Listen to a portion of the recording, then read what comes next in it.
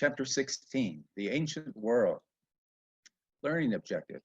Describe some ways in which prehistoric art reflects the social aspirations of early peoples.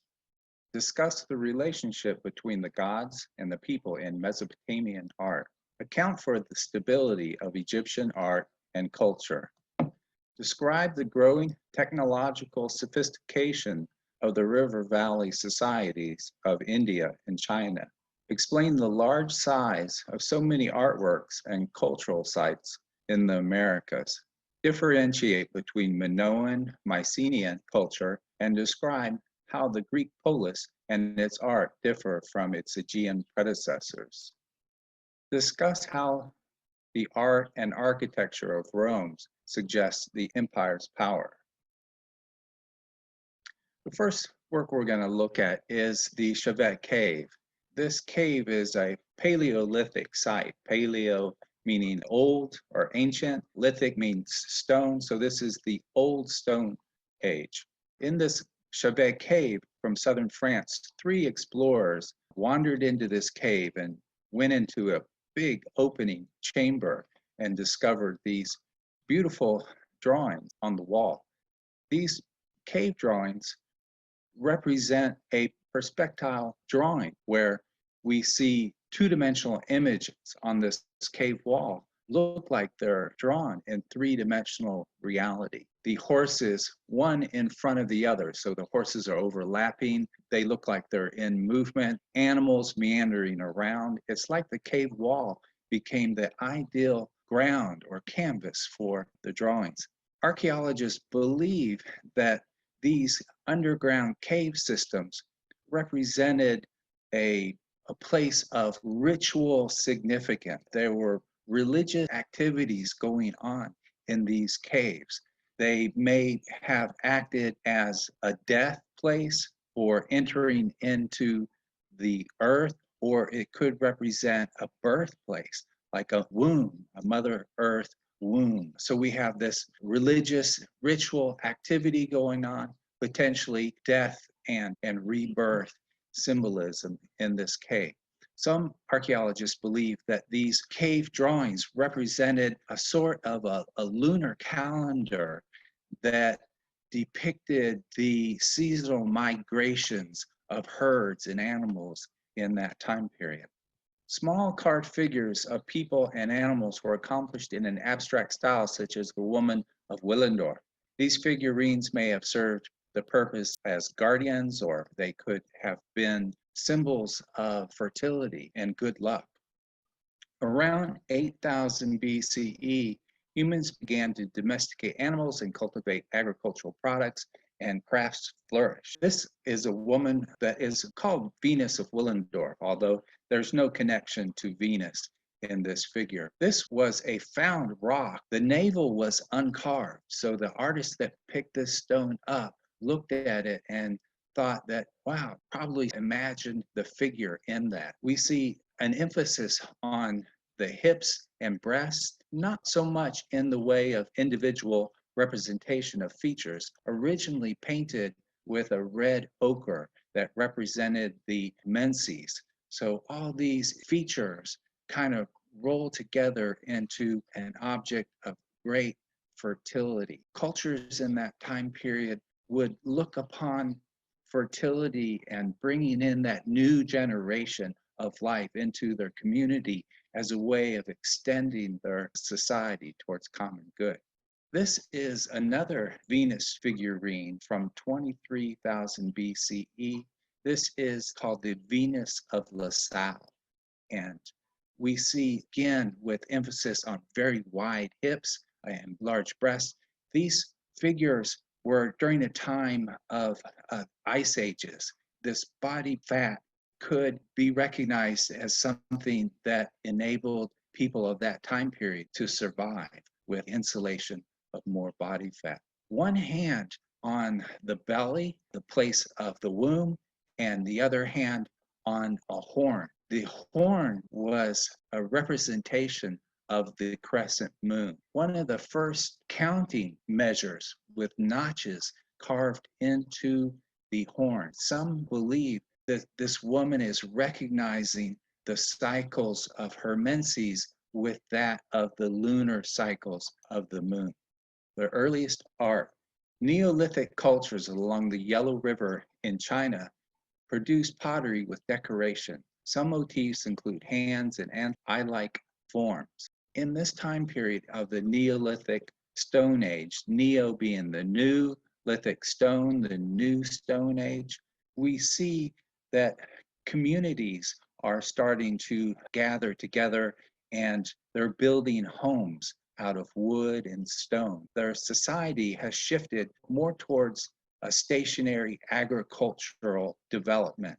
And in this time period in the Gansu province in China, there is an emphasis on the growing of rice and millet. This bowl would serve as a great rice bowl with these painted patterns on the inside and outside. Very abstract, curvilinear line in the decoration of this bowl. Weaving and ceramics flourished in this Neolithic period. This is a beaker with an ibex, dogs and long-necked birds from the southwest Iran.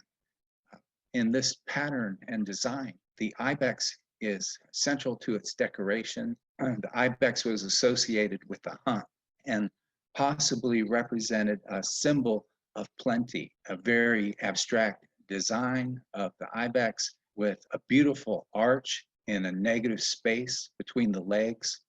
Two triangles come together to create a body with a tail like a feather and big swooping horns that revolve around a medallion-like decorative circle in the center. Above, there's a band of hounds that are on the hunt, and above that, a band of birds waiting at the top.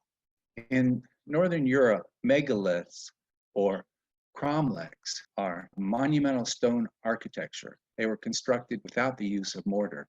Stonehenge is the most well-known and reflects four major building periods between 2750 and 1500 BCE. The amount of work it would have taken reflects the Neolithic people's capabilities of great cooperation.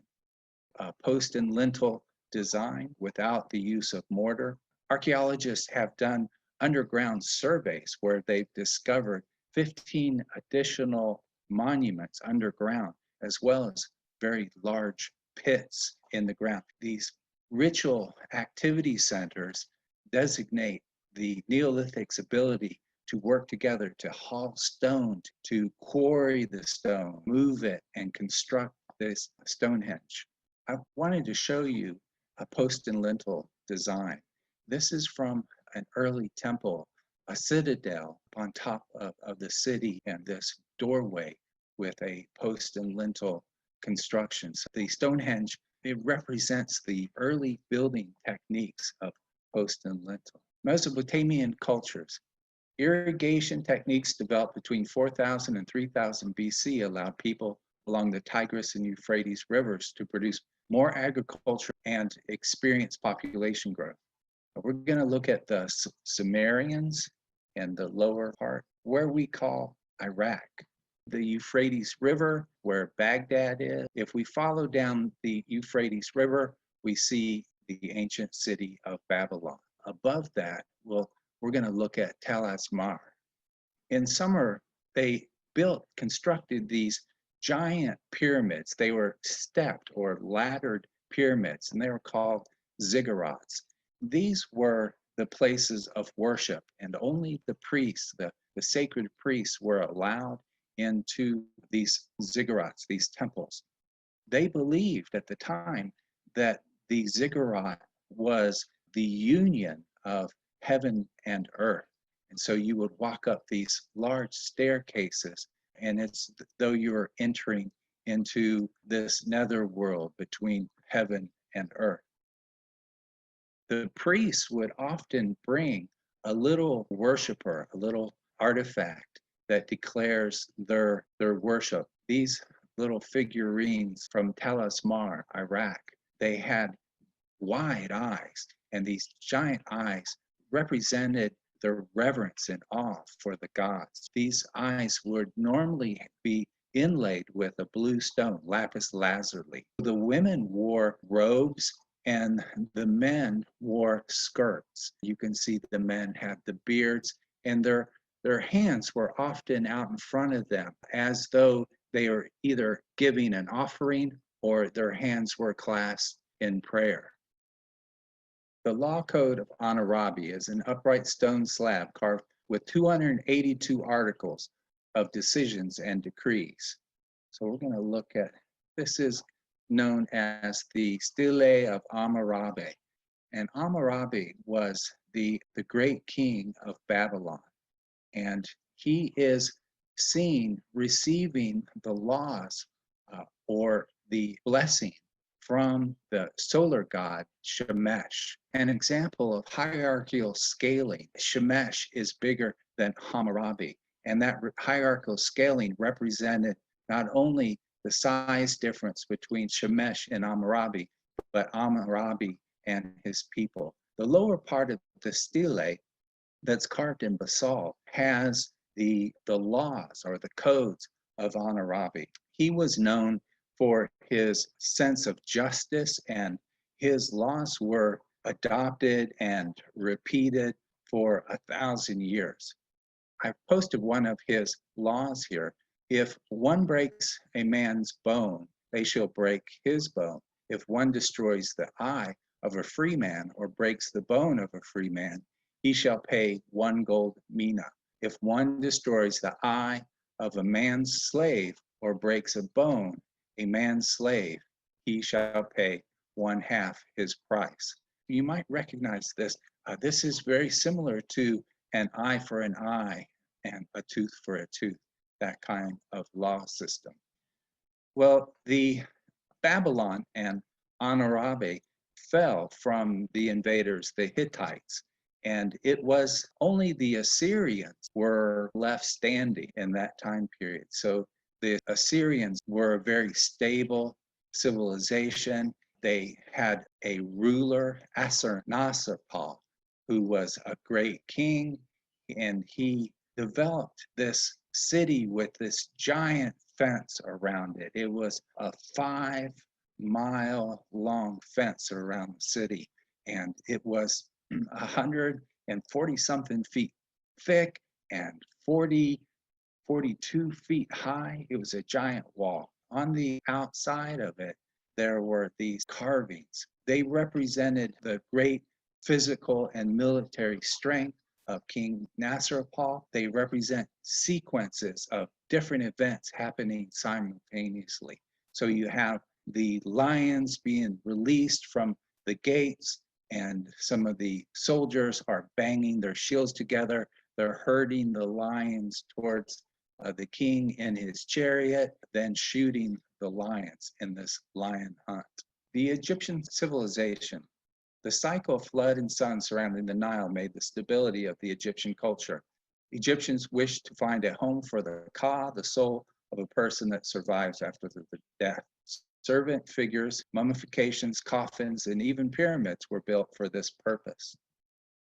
So we have this idea, this belief that the spirit lives on after life, and they called it the Ka. And a lot of their artwork revolves around creating a home for the Ka. They have immortalized King Narmer in this palette by recording his strength and his power over his enemy. In the palette of King Narmer, this is a giant palette, and it was a palette for paint, for decoration. And it was believed that these palettes, this size palette, was a ritual palette for a god, and that explains its size. King Narmer was credited with unifying the upper and lower regions of Egypt. We see the bull horns of Hathor, the goddess Hathor, up at the top, and these are the different crowns that represent the upper Egypt and the lower crown, and then the double crown after unification.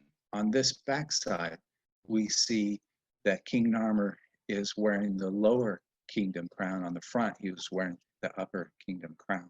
So these two mythological animals that are intertwined next represents a mythical animal of a cross between a serpent and a leopard. that little area where the necks intertwine creates the area for the pigment, for the painting, probably an eye paint for the god. The statue of Khafre also reflects strict geometric governing. Only the king's face made his statue individually recognized. In the 14th century BCE, Akhenaten briefly changed traditional religious and artistic canons. We're going to look at the bust of Queen Nefertiti. So this is King Khafre. Notice how rigid the structures of the Egyptian sculptures are. It's like this entire sculpture is created out of right angles, and the body is just as rigid as the throne is sitting on. The faces, the personality, the individuality of King Khafre would change over time. And it's not so much that they wanted to represent his individual appearance, but they wanted to represent what an ideal pharaoh would look like. This is one of the carvings in the temple of Karnak, and this was the god Horus, pantheon of gods. Horus had the face or the head of a falcon. He's wearing the headdress of the both upper and lower kingdoms. This is an image of Akhenaten, who was the pharaoh or king that took Egyptian mythology from a polytheistic civilization into a monotheistic civilization. So what he did was he took all of the different Egyptian deities and kind of rolled them into one, and it was called the Aten. And the Aten was symbolized by a solar disk, and we can see the worship of Aten right up there.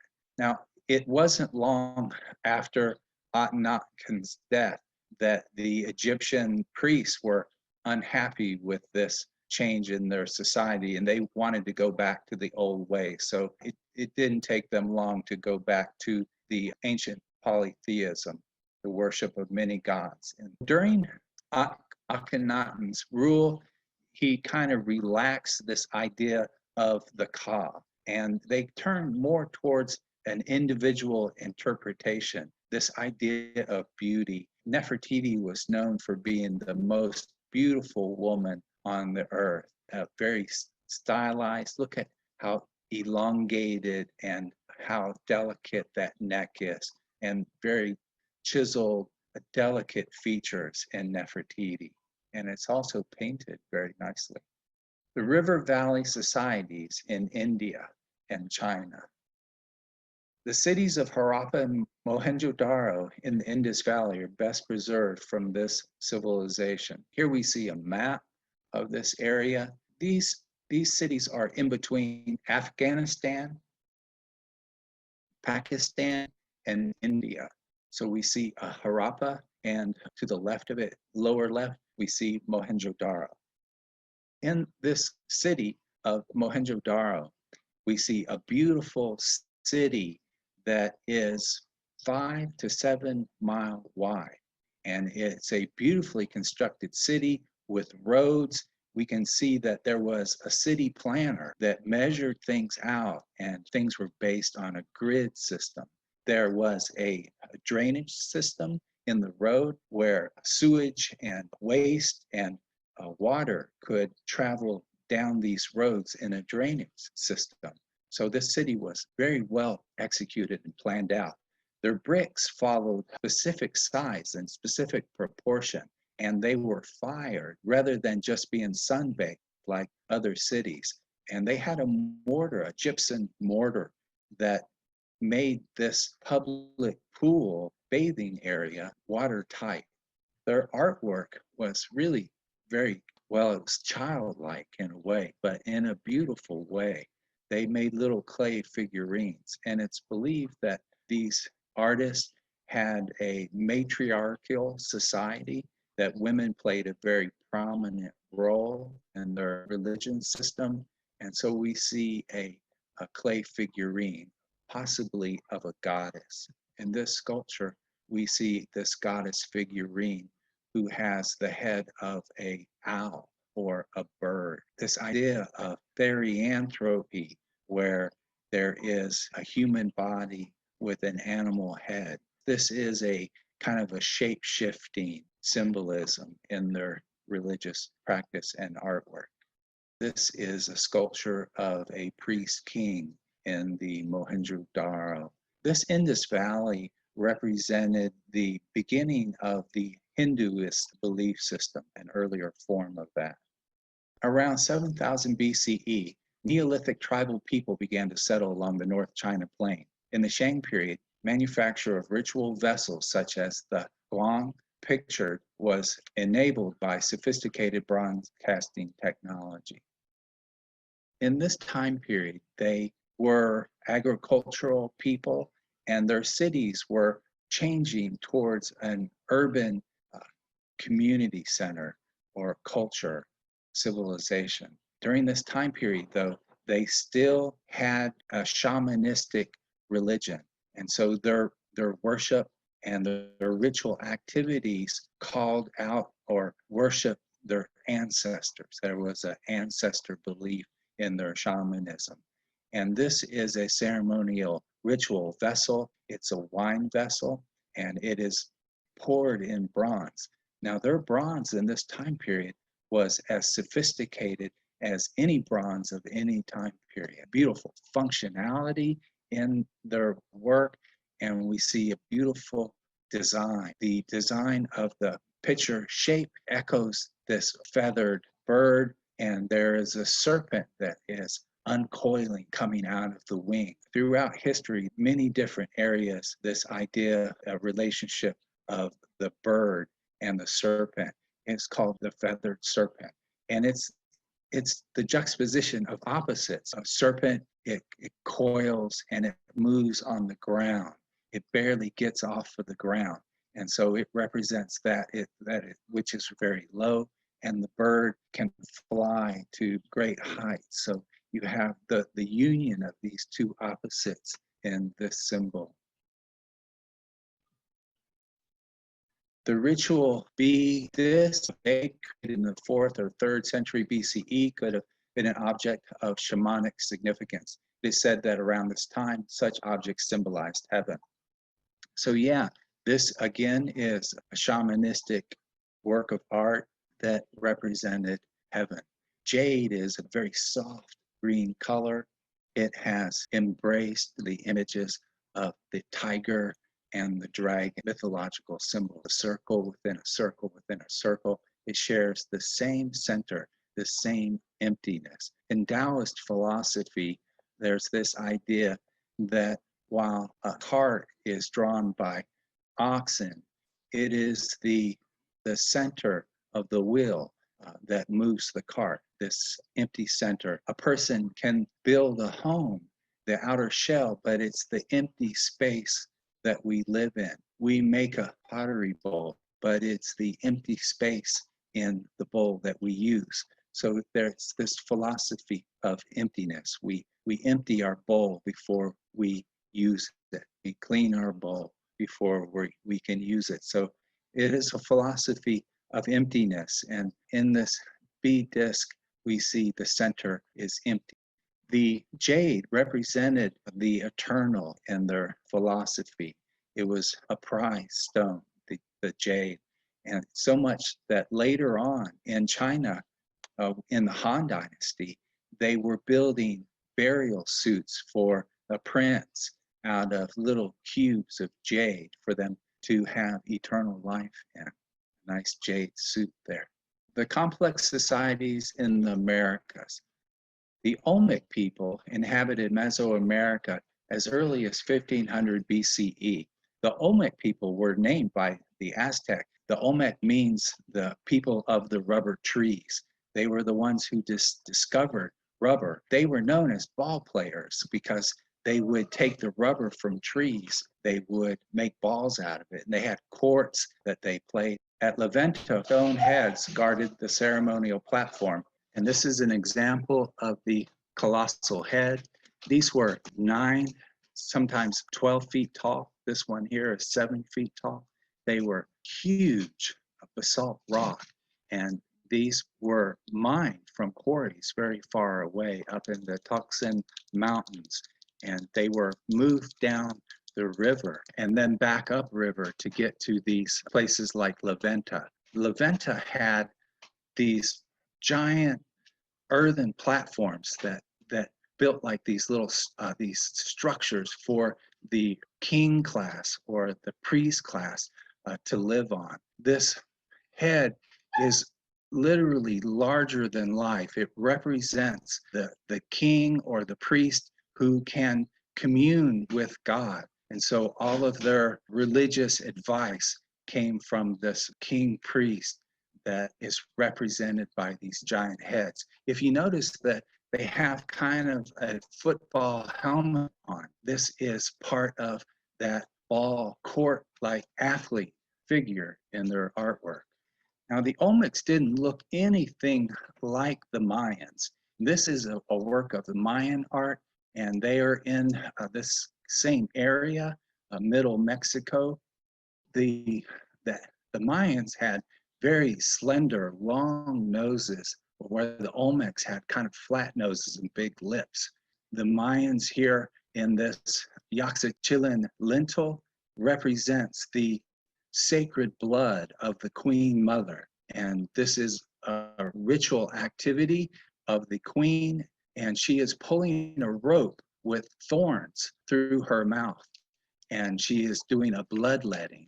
The blood had magic powers to it, and the blood is dripping down from her mouth, and it's being gathered on a parchment paper below her. This parchment was set ablaze with incense, and up from the smoke came this serpent. And when the serpent opens its mouth, the spirit of the ancestors come out and give the queen information.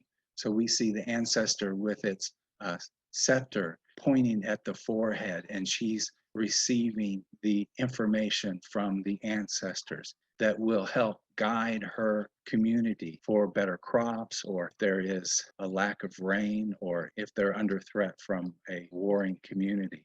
In North America, the Great Mound at the Cahokia was probably constructed over the course of 3 centuries, beginning about 900 CE. This was a focal point of a ritual center containing as many as 120 mounds. A stockade surrounded it, suggesting that warfare likely had a role in the Mississippian life. So this is one of many mounds, and this has 22 million cubic feet of soil. The Mississippian culture, we know that they worshiped the sun, and the upper class of their people were actually called the Sons. So we also know that there was a stockade and a fence around this, and so it represents that they were a warlike culture.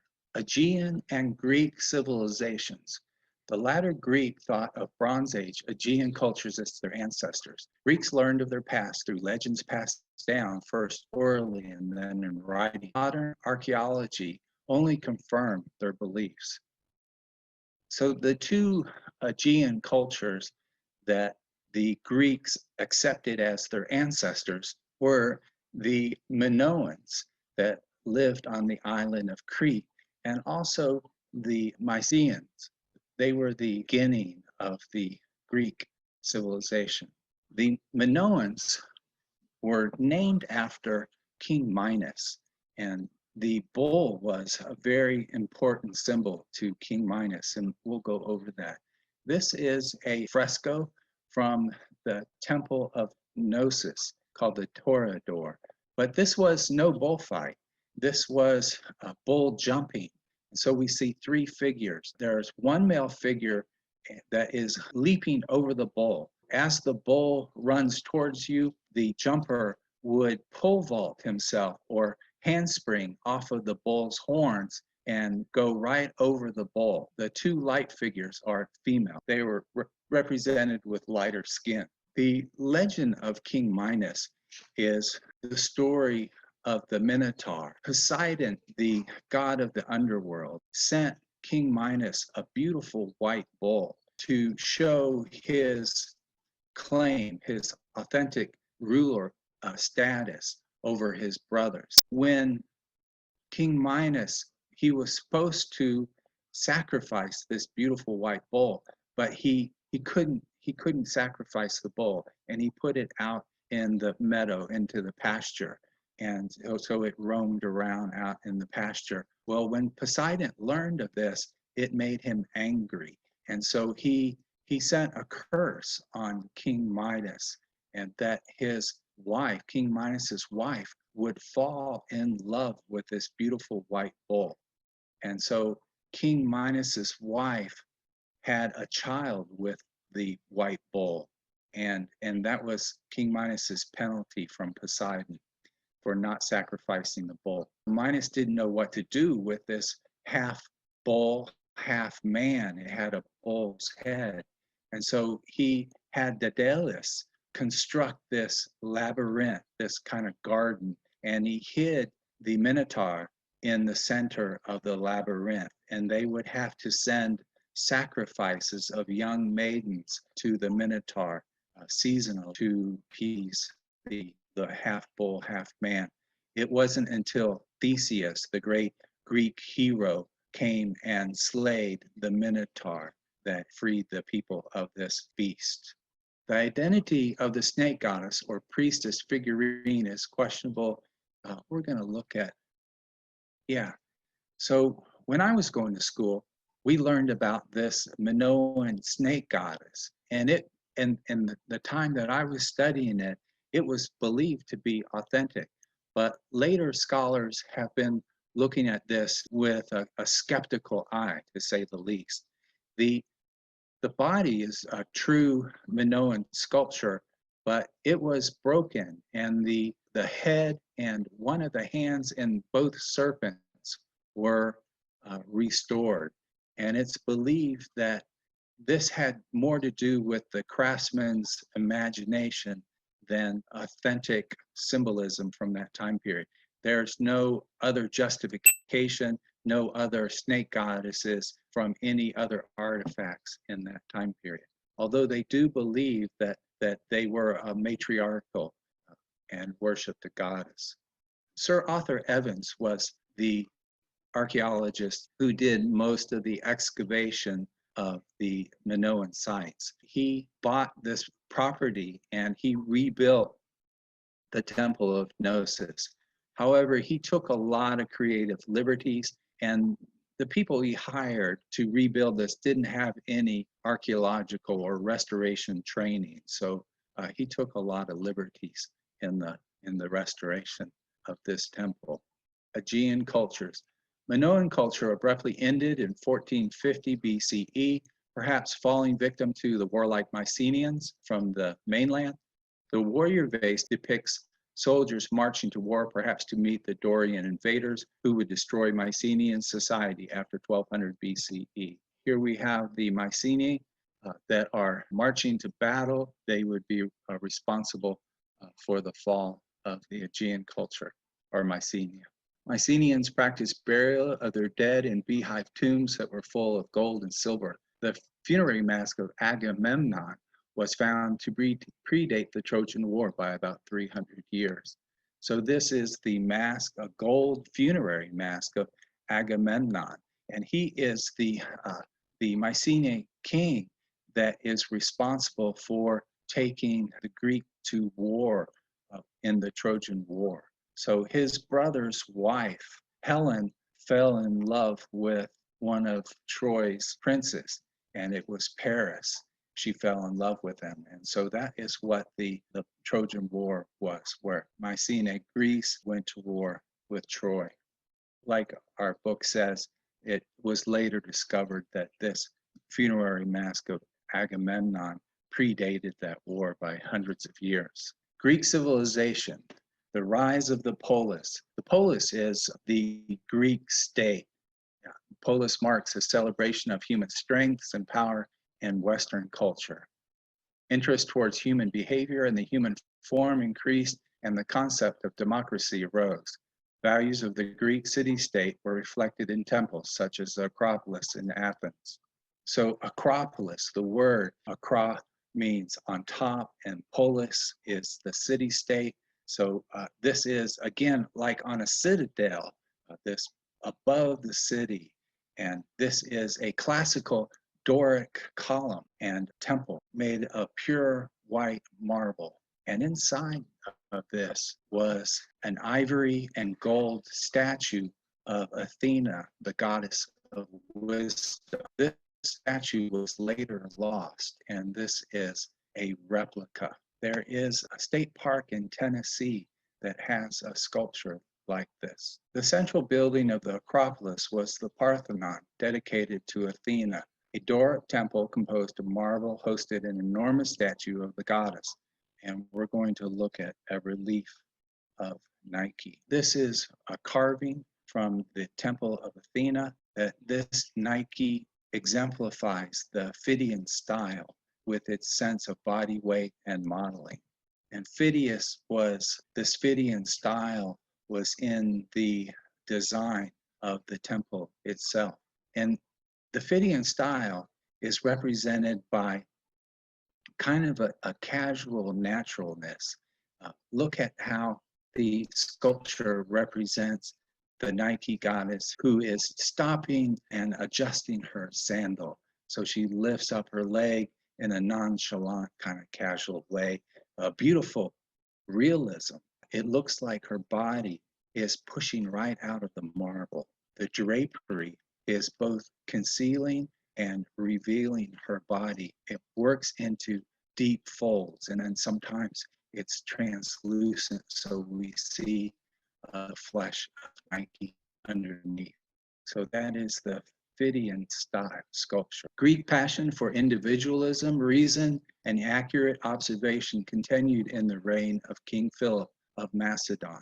So it was King Philip II of Macedon who conquered Greece, but he continued the tradition, transition from classical Greek into Hellenism. Hellenism comes from the ancient word Hellen, which is the ancient word for Greece. So King Philip had the son Alexander the Great, who was schooled by the great philosopher Aristotle. Aristotle convinced Alexander to spread this Greece culture as far around the world as possible. Sculptor Lysippus created a canon of proportion to rival that of Polyclitus, giving statues a sense of greater height. So we're going to look at the scraper.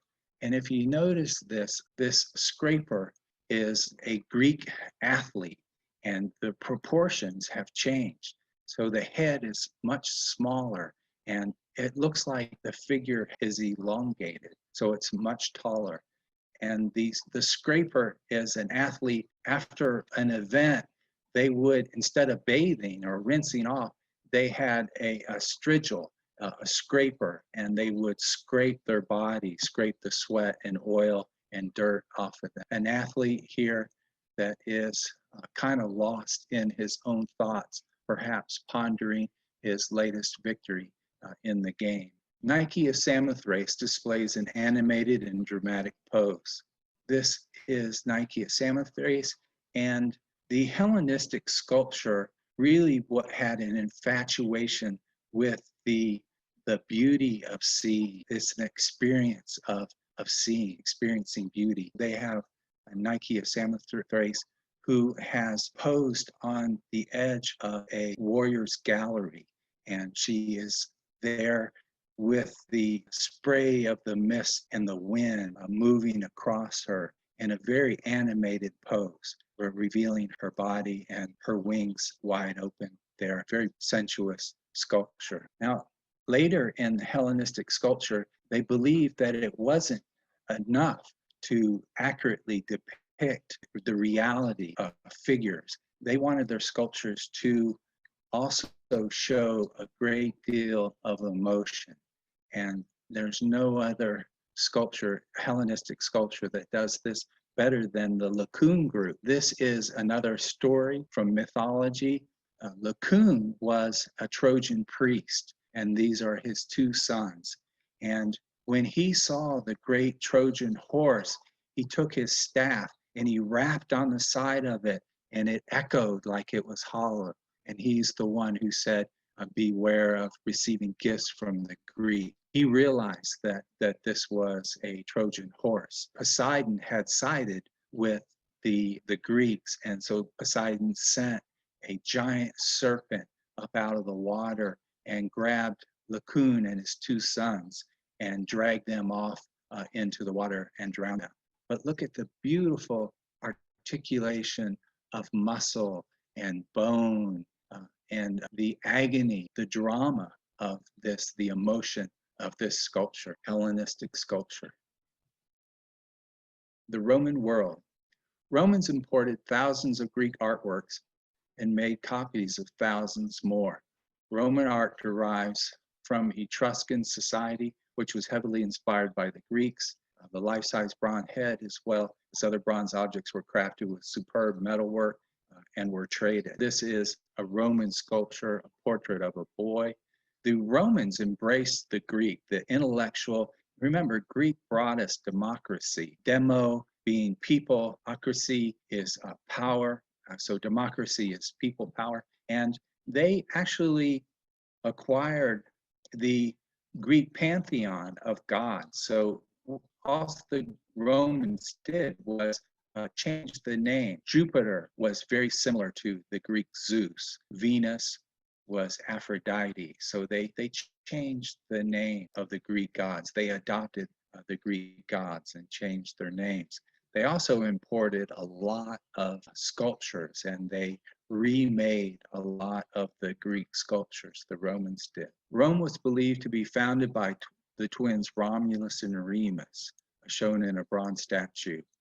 By the time Romans conquered the Greeks, accurate portrayal of human features was long established. We're going to look at Augusta of Prima Porta. So this is Romulus and Remus, and the sculpture is an Etruscan.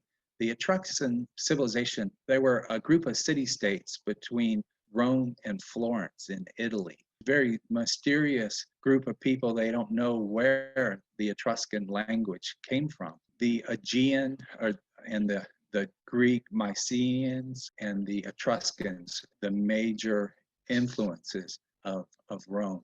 And so Romulus and Remus, Romulus is where the name Rome comes from, and the legend has it that Romulus and Remus were nursed and brought up from a she-wolf. The Romulus and Remus part of the sculpture was added later to this Etruscan she-wolf sculpture. This is a portrait of a Roman ruler, Augustus of Prima Porta. This shows the ambitions of Rome. Augustus is pointing outward to an unknown but a positive future. And his military garb, it shows his conquests, his victories over others. And notice that he has no shoes on. He's barefooted. So that is, I mean, think about when Moses went to the burning bush. So what he's doing is he's comparing himself to a god. And we even see this Cupid figure, Cupid being the son of Venus. And so he's claiming that he is of royal descent. He's related to Venus, the goddess Venus, in this sculpture. Romans perfected the arch, dome, and the use of structural concrete. So yeah, the Romans invented concrete. The Arch of Titus was a triumphal arch. Remember, triumphal arches are an arch to celebrate a great victory, and sometimes they were to announce a great spiritual leader. It's composed of a barrel vault enclosed within a rectangle. And the column of Trajan features a spiral of relief sculpture 50 inches high, totaling 625 feet long. It features the Emperor Trajan's successful campaigns in the 1st century BCE. So this is the Arch of Titus, and Titus had a great victory in the sacking of the Second Temple in Jerusalem.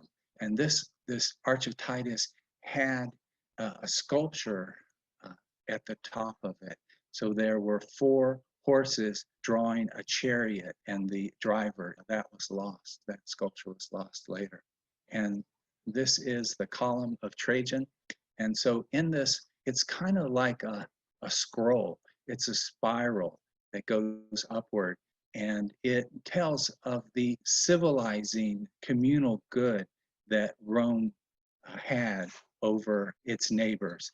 And this tells of the military defeats of Romania and Hungary at the time.